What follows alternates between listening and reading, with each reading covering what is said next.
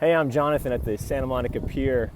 You know, I noticed something, and this is one of those things that we can't ignore anymore. This sign behind me says, "Our military killed last week. How many more?" We're going to talk to a guy that's attending this here. Kenneth White, is that your name? That's me.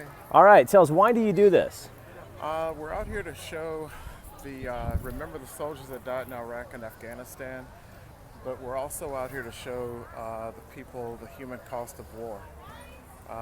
This is our 12th year doing it. We started February 2004, and it originated up in Santa Barbara when they had the law where they didn't show the caskets coming back to Dover's Air Force Base. They didn't want to show the caskets. Well, there was a thing that the President Bush #1 had sent that out, that they weren't going to show the caskets coming back from Dover Air Force Base. Wait, you're kidding me. You're saying that sometimes our president doesn't want to show the human cost of war? Well, you know, it doesn't, if you're trying to advance the cause of a war, you know, it's not good to have the American people behind it if you're going to show the human cost, because, you know, we're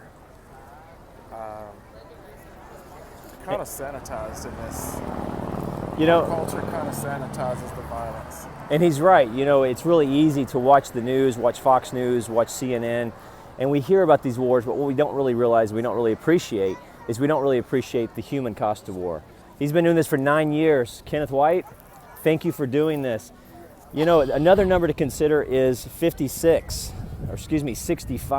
65 soldiers a minute commit suicide. They're from PTSD or from issues that are arising from the cost of war. And he said it correctly.